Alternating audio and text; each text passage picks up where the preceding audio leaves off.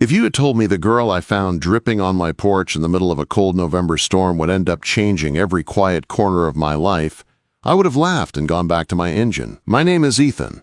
I am 24 and I fix cars for a living.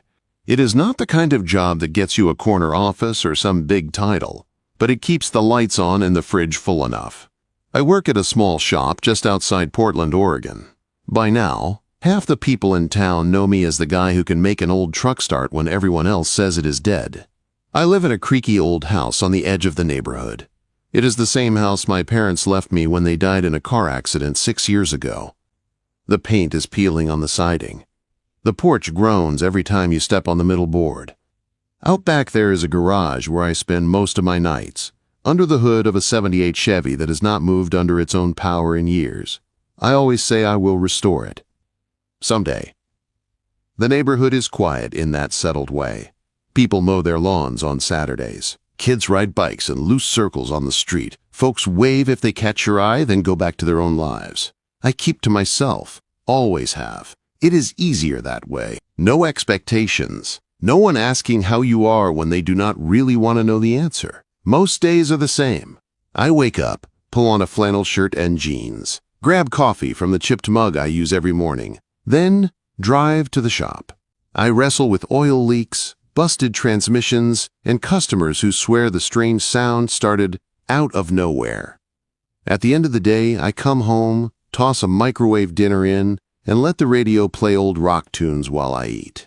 I am not saying I am unhappy. This is the life I built after everything fell apart, and I am proud I kept it together. But sometimes at night, when the house is too still, the quiet gets loud. I think about how it smelled when my mom was cooking, or the way my dad used to yell at the game in the living room. That is when I head to the garage. I crank up the music, grab a wrench, and lose myself in the guts of an engine until my hands hurt and my mind goes blank. That night started like any other. It was late November, the kind of cold that sneaks into your bones. Rain had been pounding on the roof since dusk. The single bulb in the garage flickered like it was thinking about dying. The radio was halfway through a Springsteen song. I was elbow deep in the Chevy's engine bay, cursing at a stubborn bolt that did not want to move. Grease coated my fingers, and the smell of oil and metal hung thick in the air.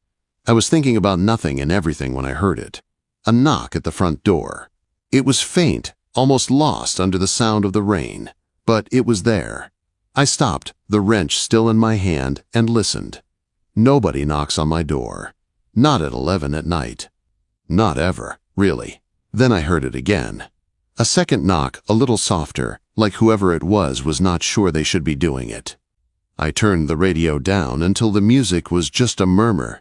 My heartbeat felt louder than the song. I grabbed an old rag, wiped my hands as clean as I could, and stepped out into the rain. The cold hit me right away, cutting through my shirt. The porch light threw a weak yellow circle over the yard and the wet grass. I opened the door. She was standing right there on my porch. She looked about my age. Her dark hair was plastered to her face, soaked through. Her thin jacket was streaked with mud and clung to her like it was more water than fabric.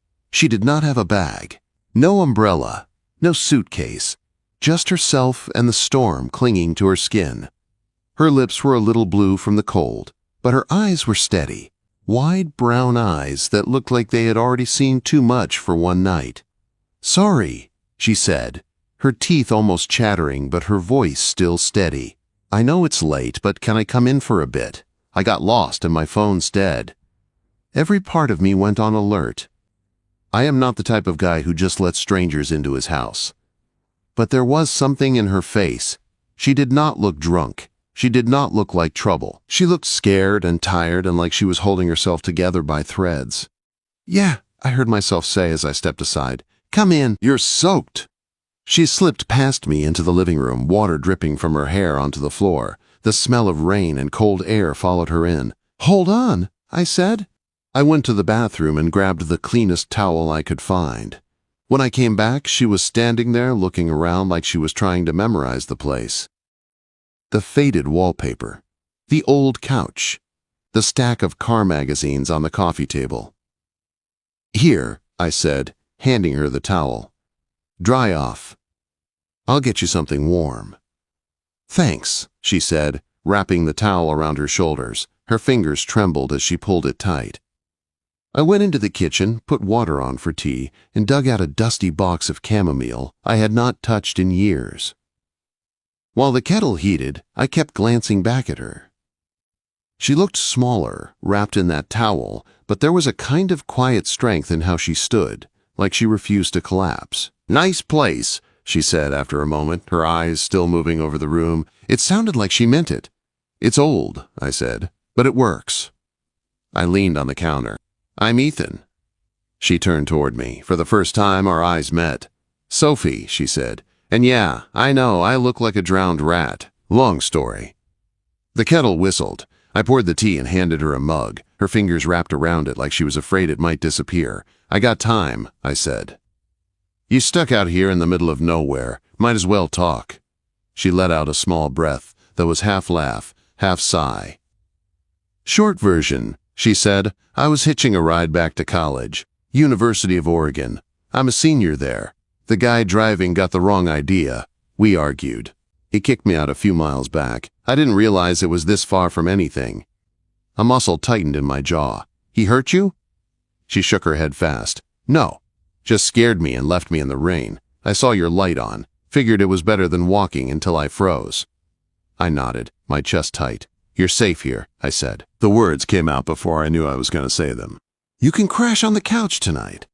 I'll drive you to a bus stop in the morning." Her shoulders relaxed for the first time since she walked in. She pulled the towel a little closer and sank into the armchair near the old gas heater. "You live here alone?" she asked. "Since I was 18, I said. "Parents passed." "Car accident. I stayed to keep the house." Her eyes softened. She did not say, "I'm sorry," like most people. She just nodded, like she understood that some things do not have neat words. "You're kind of a saint for this," she said quietly. I snorted. "Hardly. Just don't like seeing people freeze." I grabbed an old blanket and tossed it to her. "You good here?" She pulled it over her knees and gave me a tired smile. "Yeah, for the first time today I am." I turned off the lamp in the hallway and started toward my room.